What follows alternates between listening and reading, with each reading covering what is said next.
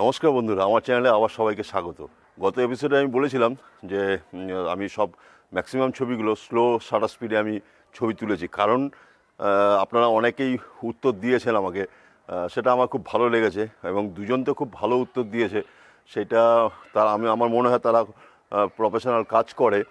এবং আমি এখন একটু বলে দিই হালকা করে, সেটা হচ্ছে ব্যাকগ্রাউন্ডটা যে আমি এত লো লাইট ছিল, যে লাইটগুলো ছিল সেই লাইটগুলো যাতে আমার ছবিতে পরিষ্কারভাবে আমি ফোটাতে পারি, যার জন্য আমি স্লো শাটার স্পিডে খেলেছিলাম, মানে ছবিগুলো নিয়েছিলাম। এবং ম্যাক্সিমাম ব্যাকগ্রাউন্ড দেখবেন আমি কিন্তু ফুটিয়ে তোলার চেষ্টা করেছি। এই কারণেই স্লো শাটার স্পিড, মানে কখন আমি কোন ছবিতে কী শাটার স্পিড রাখবো সেটা কিন্তু একটা ভাইটাল। মানে আমি হাই যদি তুলতাম তাহলে ব্যাকগ্রাউন্ডগুলো কালো হয়ে যেত, তো সেটা তো ঠিক নয়।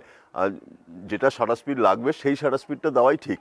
তো এটা একটা গেল। আজকের এপিসোডটা কিন্তু একটা খুব মজার এপিসোড হবে, খুব ভালো এপিসোড হতে চলেছে এবং এর পরের এপিসোডগুলোতে ডিটেলসে আলোচনা করবো।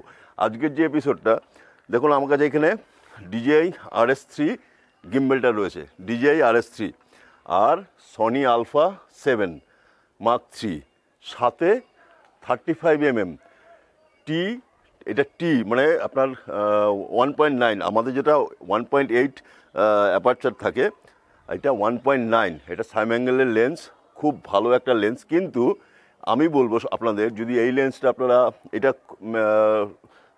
এখন খুব পপুলার হয়েছে, একটা সুবিধা কি, এই আলফা 7 Mark III-তে যদি আপনি, বা যে কোনো আলফা 4-এও যদি লাগান, যে কোনো আলফা ক্যামেরাতে যদি লাগান, মানে সনির ক্যামেরাতে, সেক্ষেত্রে এর গিম্বেলের সাথে যাতে প্রপার ব্যালেন্সটা হয়। এই যে 35টা দেখছেন, এই 35টা যা সাইজ বা ওয়েট, এর 6টা সিরিজ আছে, মানে এই সাইম অ্যাঙ্গেলের 6টা সিরিজ আছে।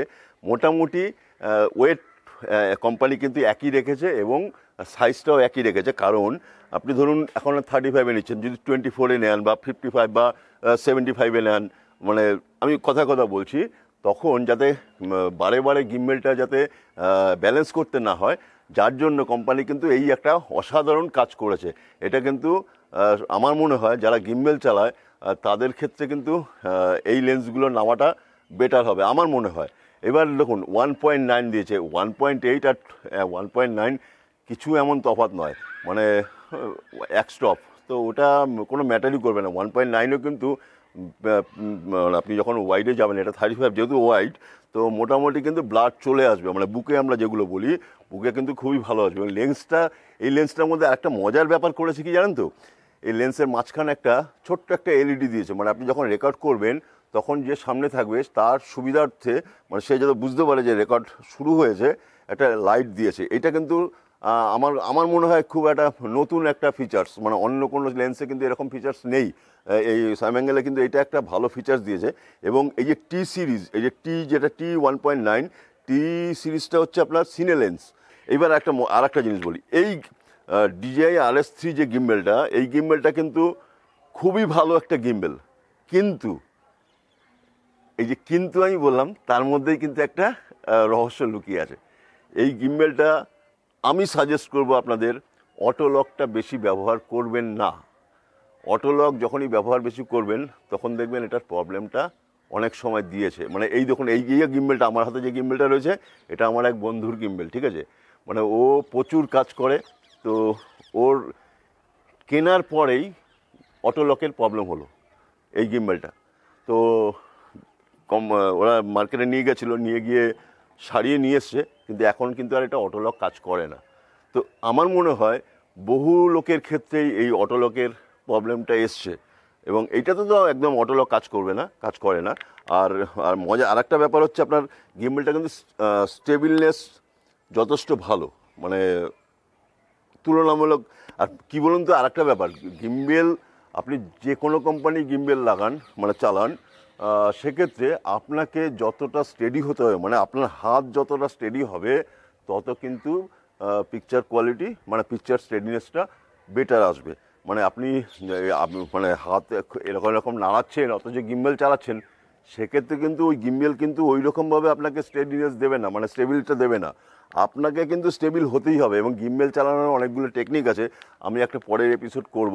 মানে এই যে মুভমেন্ট, পায়ের যে মুভমেন্ট হয়, সেই মুভমেন্টটাও একটা গিম্বেলের একটা খুব ভাইটাল ব্যাপার। মানে আমি যখন লো অ্যাঙ্গেল নেব বা এরকম একটা মানে ফলো করব, তখন এই যে পায়ের মুভমেন্টটাও কিন্তু একটা মারাত্মক ফ্যাক্টর।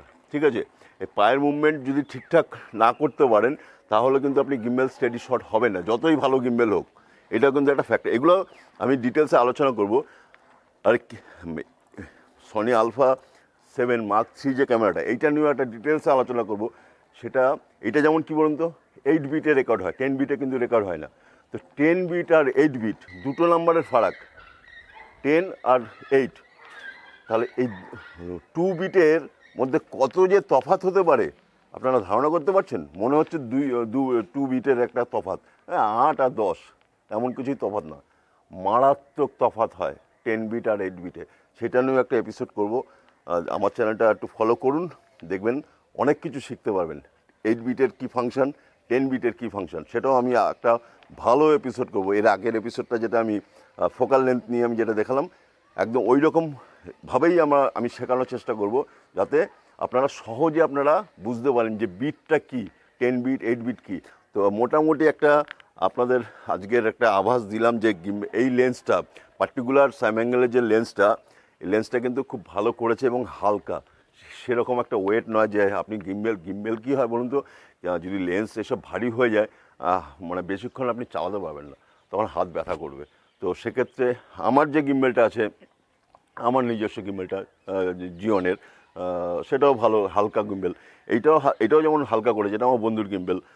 ওর মানে এর আগে কেন 3 ছিল, কেন 3S, তো সেটা তো মারাত্মক ভারী, তো সেটা নিয়ে কাজ করাটা খুব চাপ। তো এই গিম্বেলটা যারা ইউজ করছেন, মানে DJI RS3 যে মডেলটা, এই মডেলটা ভালো মডেল করেছে, কিন্তু কিছু সমস্যা আছে। সেই সমস্যাটা সবার হয়তো আসছে বা কারোর আসছে না, সেটা হতেই পারে। তো যেমন এইটাতে সমস্যাটা এসছে, ঠিক আছে, সমস্যা মিটে গেছে, এখন অটোলক হচ্ছে না, অটোলকের কোনো প্রয়োজন নেই, আমার কাজ হলেই হলো। তো এখন কাজ ঠিকঠাক হচ্ছে। তো আমরা এটা নিয়েও প্রচুর কাজ করেছি, তাতে কিন্তু আমার রেজাল্ট কিন্তু খারাপ আসেনি, ভালোই এসছে। প্রচুর কাজ করেছি, মানে কোনো অসুবিধা হয়নি। আর রিসেন্টলি এই লেন্সটা রিসেন্টলি নিলাম, মানে ধরুন দিন 15 হয়েছে। এটার দাম 40,300। এটার দাম কিন্তু প্রায় 42-43-এর মতন, কিন্তু অনলাইনে কিন্তু একটু বেশি। এই দামে এত ভালো একটা লেন্স, এটা কিন্তু খুব ভালো। এবং এই লেন্সটা আর একটা ব্যাপার, এই লেন্সটা ভিডিও পারপাসেই কিন্তু খুব ভালো, কিন্তু স্টিলে কিন্তু অতটা ভালো রেজাল্ট পাবেন না, আগেই বলে দিচ্ছি। যারা এই লেন্সটা কিনবেন ভাবছেন, স্টিলে কিন্তু ঠিক আছে, মানে ওভারঅল যদি আপনি টুকটাক ছবি আপনার চলে যাবে, কিন্তু ভিডিওতে যে পারফরমেন্সটা পাবেন স্টিলে কিন্তু অতটা ভালো পাবেন না। তো চেষ্টা করলাম আমি DJI RS3, স্যাম অ্যাঙ্গেলের 35 লেন্স প্লাস সনির আলফা 7 মার্ক 3, টোটাল একটা কম্বাইন্ড একটা বোঝাবার। নেক্সট এপিসোডগুলোতে আমি আলাদা আলাদা লেন্স, এই লেন্সের ওপরে আলাদা একটা এপিসোড করব, ক্যামেরার উপরেও করব, গিম্বেলের উপরেও করব। তো ওভারঅল আজকের এপিসোডটা কেমন লাগলো সেটা আমাকে কমেন্টস করে জানাবেন।